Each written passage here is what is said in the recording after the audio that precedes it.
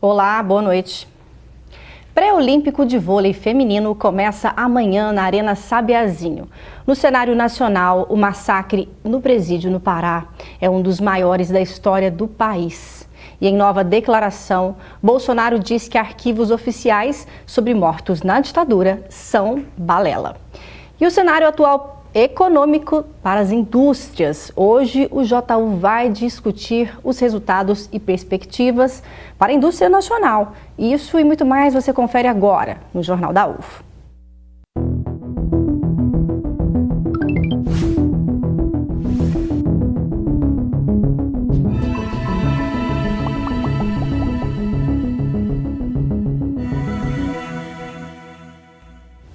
Amanhã, Uberlândia vai sediar o primeiro jogo do torneio pré-olímpico de vôlei feminino.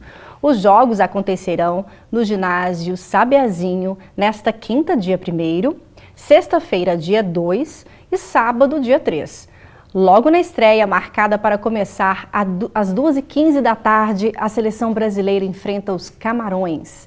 Depois, a disputa será com as equipes de Azerbaijão e República Dominicana. O time que fizer a melhor campanha estará classificado para os Jogos Olímpicos de Tóquio em 2020. Quem for prestigiar esse evento esportivo, saiba que a Secretaria Municipal de Trânsito e Transportes criou uma linha especial de ônibus. É a linha S907, que fará o trajeto até o estádio. O horário dessa linha está disponível no site da Prefeitura. Agora, falando de notícias nacionais. O ministro da Justiça, Sérgio Moro, autorizou o envio de agentes da Força Tarefa de intervenção na penitenciária do Pará após a morte de 57 presos na última segunda-feira. E hoje, durante transferência de 30 detentos que sobreviveram ao massacre no presídio de Altamira, 4 foram assassinados durante a transferência para um presídio em Marabá. E por incrível que pareça, o fato aconteceu dentro do caminhão da polícia que fazia essa transferência. Entenda sobre o caso. Ao todo, 57 detentos morreram após o massacre no Centro de Recuperação de Altamira, no interior do Pará, a 850 quilômetros de Belém. Os corpos das vítimas foram encaminhados para o Instituto Médico Legal e estão sendo identificados. Quando questionado sobre o assunto, Bolsonaro afirmou: Pergunta para as vítimas, os que morreram lá, o que eles acham? Depois que ele respondeu, eu respondo. Relatório do Conselho Nacional de Justiça divulgado ontem classificou como péssimas as condições do presídio. De acordo com o CNJ, a unidade abrigava 343 presos em regime fechado, mas tem capacidade para 163. O governo do Pará diz que a capacidade é para 200 presos. A Superintendência do Sistema Penitenciário do Estado afirmou que o conflito foi um acerto de contas entre as facções rivais e não um protesto contra as condições do presídio. Após a tragédia, o secretário de Segurança Pública do Pará anunciou a contratação de agentes penitenciários concursados e novos presídios.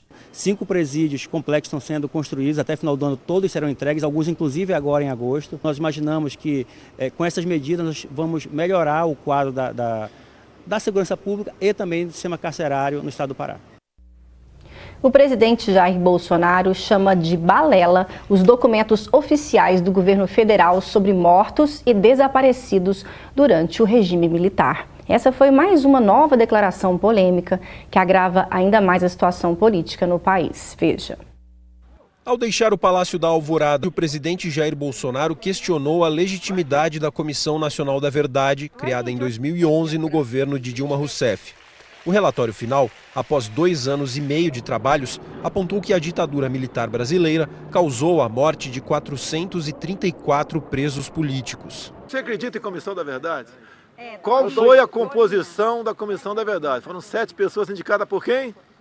Pela Dilma. Depois, chamou de balela os documentos sobre mortes na ditadura. Nós queremos desvendar crimes Tá? A questão de 64, não existe documentos de matou, não matou, isso aí é balela. Apesar da declaração do presidente Jair Bolsonaro, as Forças Armadas já admitiram tortura e mortes de presos políticos no regime militar.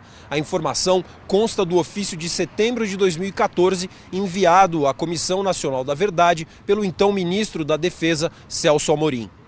A polêmica sobre o assunto voltou ao noticiário quando Bolsonaro falou que sabe como foi que desapareceu Fernando Augusto de Santa Cruz Oliveira em 1974, durante a ditadura militar. Fernando Augusto era pai do atual presidente nacional da OAB, Felipe Santa Cruz.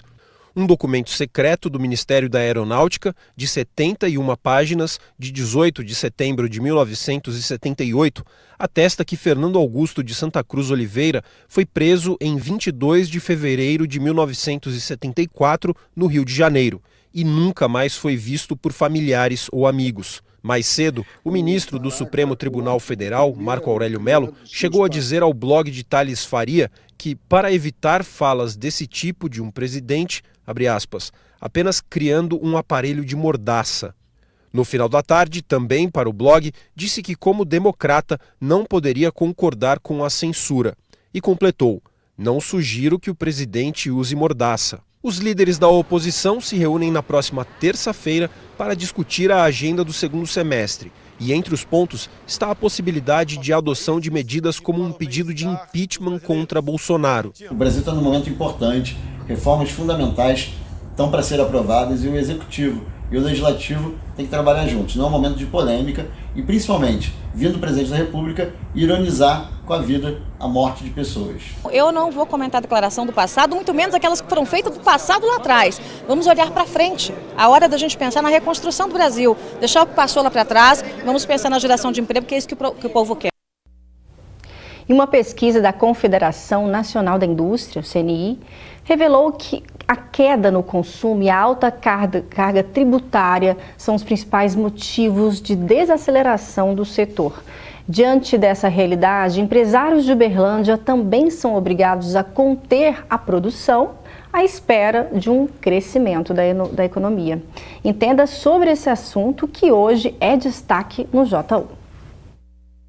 Este empresário, que é dono de uma indústria de produtos metálicos e alguns equipamentos eletrônicos, teve que reduzir o quadro de funcionários nos últimos anos. De 260 colaboradores, hoje a fábrica conta com cerca de 80, uma queda de mais de 70%. Segundo ele, a crise econômica que assola o país tem atingido todo o setor produtivo. Ficaram muitas pessoas desempregadas e, consequentemente, eles acabaram diminuindo a compra deles. Então, se não há demanda, a indústria, logicamente, ela é receptiva a esse setor. Então, o que quer dizer, não há demanda, não há volume e aí realmente reflete diretamente na indústria. Mesmo assim, o diretor industrial está otimista. Ele acredita que algumas mudanças políticas previstas para acontecer ainda neste ano no país podem ajudar a reverter o quadro. Aprovada a Previdência, a reforma tributária, que está aí, logicamente vai ter que vir junto com a Previdência, né? Eu acho que vai dar um cenário diferente para o Brasil, né? E Uberlândia nesse contexto também. Eu acho que vai vir muito investimento por aí. Havendo investimento, a demanda de emprego vai ser grande. Então, o que vai acontecer?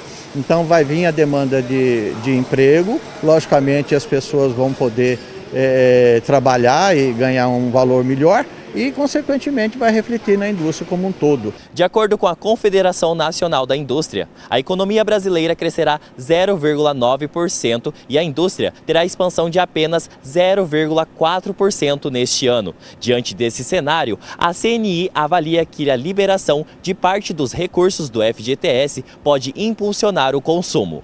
Este administrador de uma indústria química de Uberlândia acredita que, se a carga tributária fosse menor, as chances de crescimento do setor industrial na cidade, no estado e no país seriam muito maiores.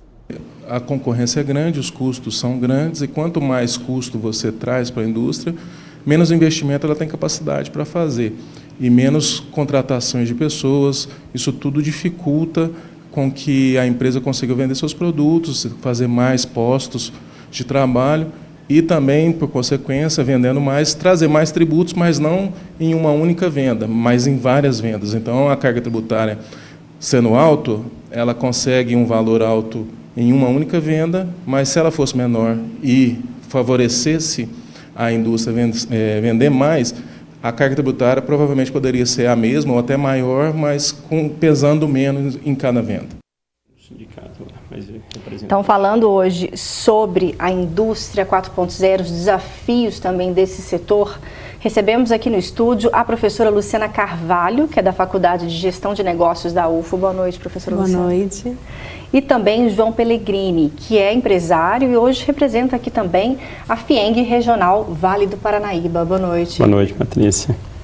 Bom, vamos começar então com o João. Nós vimos a reportagem, alguns empresários continuam otimistas. Aliás, quero saber a opinião dos dois.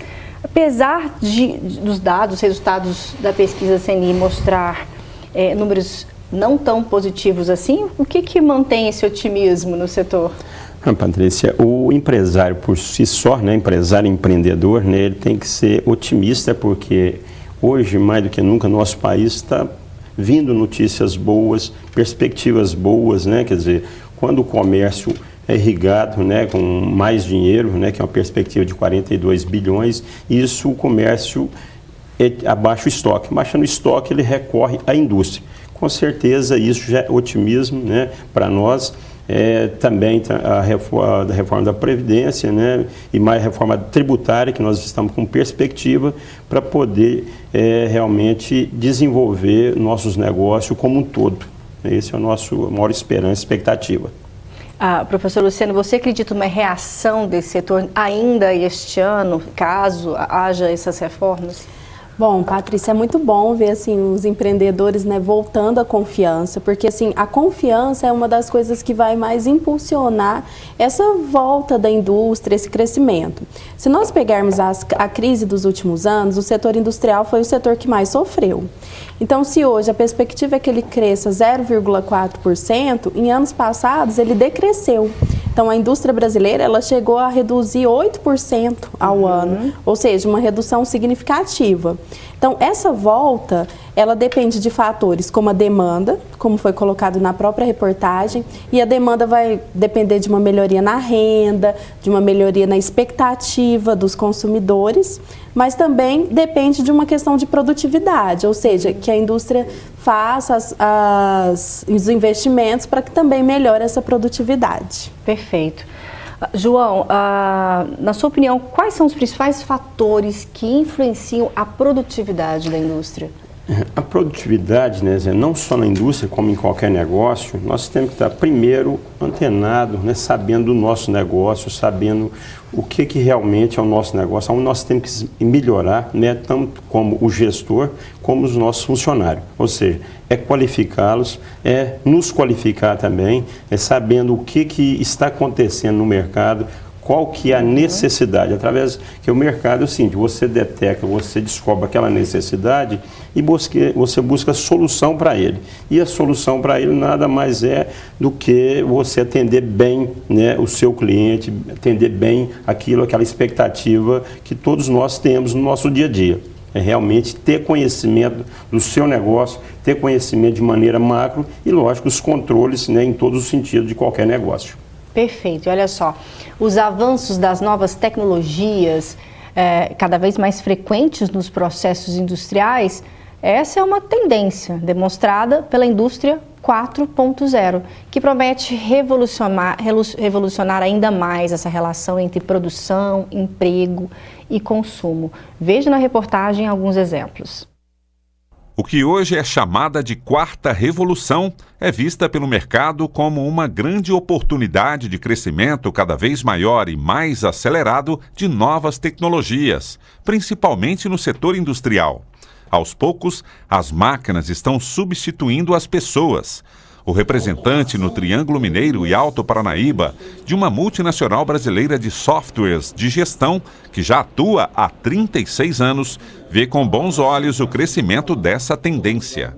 As vantagens são imensas, desde você melhorar a competitividade dessas indústrias, né? Você aumentar a eficiência dessa indústria. No Brasil, Hoje essas indústrias trabalham a 27% de eficiência, é muito baixo, tem muito espaço para melhorar, né? Então, principalmente produtividade, eficiência, customização de produtos, você tem aí uma vantagem muito grande para as empresas.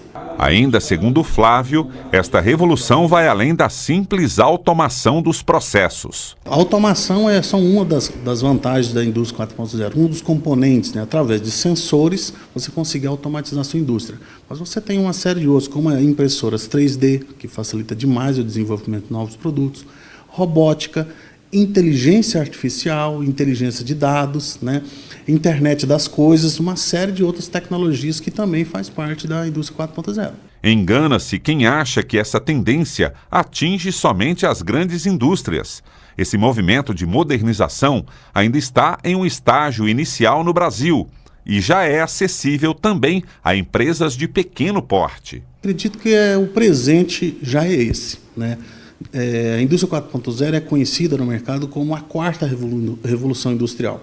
E diferente das antigas revoluções industriais, que demoravam décadas para serem aplicadas, a indústria 4.0 estima-se que em alguns anos todas essas empresas têm condição de aderir a essas tecnologias. Aqui mesmo na nossa região já tem várias empresas que estão investindo em indústria 4.0. É uma tecnologia ao alcance aí de pequenas indústrias, médias indústrias e grandes indústrias já investem há algum tempo.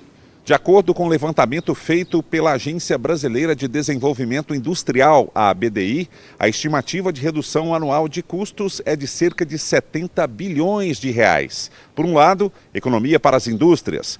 Por outro, a necessidade de contratação de profissionais cada vez mais qualificados. Este professor do Instituto de Economia e Relações Internacionais da Universidade Federal de Uberlândia acredita que, por um longo tempo, ainda haverá mercado para a mão de obra tradicional, principalmente no setor de serviços, mas o sistema produtivo exigirá mais gente especializada. Essa nova geração, esses novos investimentos requerem um conhecimento técnico mais aprofundado, requerem mais conhecimento de matemática, algo mais voltado para a engenharia e, evidentemente, tem um impacto gera um menor volume de emprego de mão de obra menos qualificada formalmente. A ABDI relata que isso ainda é um processo gradual e de longo prazo. Em 10 anos, segundo a agência, estima-se que 15% das empresas do setor de manufatura já tenham esse conceito inserido em suas atividades. Vamos entender ainda mais sobre esse conceito de indústria 4.0. João Pellegrini, explica para a gente de que forma até que a FIENG, né, Regional Vale Paranaíba, também tem discutido e levado propostas de investimentos dessa indústria. Hoje existe uma preocupação muito grande, né, da FIENG, que é realmente qualificar e trazer conhecimento para todos nós, né, da nova realidade de mercado. Então, existe uma palavrinha muito à voga que é a disrupção. Então, às vezes a pessoa está ouvindo, né, mas eu tenho um exemplo simples, né, assim, ao longo da história, né, houve alguma disrupção que evidencia. Nós andávamos, né, até 1920 a cavalo. De repente surgiu o automóvel e às vezes muita gente ficou com dificuldade daquele entendimento, né, que a partir de agora é uma nova realidade para a humanidade. Então, hoje, relacionando isso, hoje nós estamos o quê? Veículo elétrico e autônomo. O que é isso? Quer dizer, hoje não vai ter mais motorista. Hoje um veículo elétrico, por exemplo, você comparando com um veículo a combustão, hoje se vende de um veículo aí 500 itens. Quando se passa para um veículo elétrico, isso passa uma demanda de 50. Então é assustadora esse mercado que você existia infinidade, milhares de empresas para atender esse público, de repente cai para 10%. Ou seja, a FIENG nos traz conhecimento, traz treinamento, traz palestras, né, de outros países, né, grandes consultores, para que nós tenhamos consciência que essa é uma nova realidade, uma revolução, né, a quarta revolução do ser humano, né, que isso tem que ficar todo mundo já ciente. Não vai mudar da noite para o dia? Não vai mudar, mas nós temos conhecimento, o processo, a aceitação dessa nova realidade para o empresário, ela é mais tranquila, ele vai acomodando, vai acostumando, mas ele saber que ele está antenado, que ele tem que investir, né, gradativamente e não esperar que quebre, né, da noite para o dia. Quer dizer, o mercado vai nos sinalizando o tempo todo a importância de você estar adequando às necessidades nossas. Mas essas mudanças acontecem cada vez num período mais curto, né? De uma forma mais veloz. E nesse sentido, professora Luciana, de que forma também que a Faculdade de Gestão de Negócios da UFO também trabalha para orientar esses empresários, né? Ficarem cada vez mais atentos a essas transformações? Eu acho que nós trabalhamos com aquilo que é essencial num período de mudança, porque a gente vive uma mudança, a gente vive um período de destruição criativa, né? A gente está destruindo modelos antigos de negócio e criando novos modelos que inclusive você gerencia seu modelo de um smartphone, né? Que você trabalha com menos mão de obra, mas com uma mão de obra mais qualificada. E a FAGEM, a gente tem isso, né, bem claro lá, que a gente precisa trabalhar isso e capacitar os profissionais que nós estamos formando para isso, certo? Então, acho que isso é uma das questões que a gente tem hoje, que é mais importante para a gente estar se atualizando aí para o mercado. Então, hoje a FAGEM, além dos cursos, ela também tem os MBAs que vão trabalhar diretamente com isso. Perfeito. E como a gente viu em Uberlândia, essa transformação já chegou. Muitas indústrias já estão investindo pesado em tecnologia, justamente para dar vazão a essa nova demanda de mercado. Exato. Uma preocupação que nós temos que ter também, não só, né, qualificar os empresários, mas também os funcionários. Entendeu? Então, você está no seu meio, você buscando informações, você também atuando com as entidades, né, igual a FIENG, trazendo o que existe de novo para os seus funcionários, porque pode vir a tecnologia que tiver. Se você não mudar as pessoas, que elas entendam que isso é a realidade, você também fica defasado. As relações e os processos de trabalho, né, mudam. Muda totalmente, como mudou, né? O ano passado era uma legislação trabalhista, inclusive, hoje é outra. Quer dizer, igual você falou, da noite para o dia já mudou totalmente, mas essa consciência do empresário, escuta, tá ruim, o que você está fazendo para melhorar? Você está se qualificando? Você está dando oportunidade para o seu funcionário se qualificar? Não, então vai continuar ruim. Ou seja, nós realmente estar na mão na massa em todos os sentidos. Está nos atualizando, buscando, estudando, participando de feiras e, lógico, entidades sérias, né, e promissoras como a FIENG. Excelente. Agora você vai ficar sabendo como fica o tempo em Uberlândia e região nesta quinta-feira. Confira.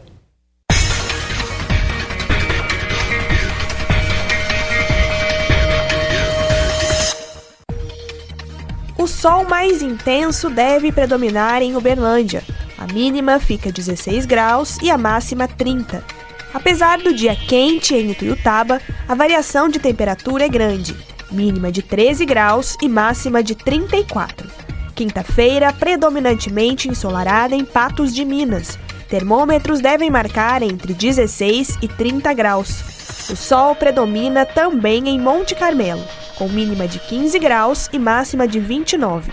Em Carmo do Paranaíba, previsão também de sol. A mínima deve chegar a 14 graus e a máxima 28.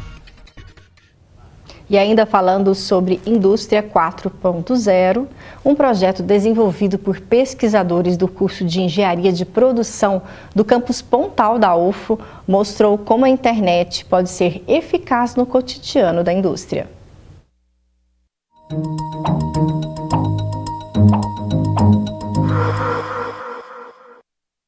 Em Ituiutaba, na FACES, no curso de Engenharia de Produção, os alunos fizeram um projeto que tenta demonstrar de maneira didática o funcionamento dessa indústria 4.0. O funcionamento é assim, fornecido um copo com uma etiqueta em QR Code e um adesivo de RFID, identificação por radiofrequência. Qualquer usuário pode pegar o copo e com um aplicativo escanear o QR Code e fazer, por exemplo, a compra de 200 ml de suco de laranja. Ao perceber essa informação, a bancada, de maneira automática, coloca dentro do copo 200 ml de suco de laranja. Então nós temos aí toda a parte de automação, que é a parte de ligar a bomba e controlar a vazão e controlar a quantidade de líquido que vai entrar no copo, mas temos também a integração disso com a nuvem. Numa ponta, na ponta da bancada, essa informação é obtida na nuvem dos 200 ml de suco de laranja. Na outra ponta tem o aplicativo móvel e a informação do copo com a informação da quantidade de suco também disponibilizada na nuvem. É claro que essa bancada não pretende demonstrar todas as funcionalidades, mas ela serve para que os alunos já comecem a perceber como uma fábrica pode estar interligada à internet e funcionar com dados de internet, abrindo aí uma quantidade enorme de possibilidades. O JO de hoje está quase chegando ao fim, mas antes, para finalizar, gostaria de ouvir tanto da professora Luciana quanto do João Pellegrini sobre a questão do otimismo que falávamos anteriormente. É na crise, então, que podemos ser otimistas e planejar ações que vão levar aí para bons resultados no futuro? Eu tenho certeza que os momentos, né, mais difíceis sempre é a hora da verdade. E não acredito que o cotidiano nosso de empresário, né, ele é eternamente desafiador, e vejo que é uma oportunidade de negócio onde você realmente passa a estudar, passa a dedicar e vê as oportunidades. Né, um exemplo do nossa regional, que é composta por 14 cidades, né, e estamos sempre discutindo a vocação de cada cidade, né, aqui no Triângulo como um todo, porque você, a partir do momento que você identifica a sua vocação, você tem foco, né, naquilo que realmente é necessário, tanto para buscar o seu cliente, como falar para o seu cliente, eu existo. Né? Nós, Uberlândia, é a segunda cidade do estado, e nós, como regional, né, devido, né, à realidade, quando se fala de crise, nós estamos elaborando um planejamento estratégico para poder buscar identificar, junto ao estado de Minas Gerais, e mostrando também a nossa força e mostrando também o nosso trabalho de empresário. Empresário é aquele que tem sabe o que está fazendo ou busca aquelas necessidades com conhecimento, com indicadores, né?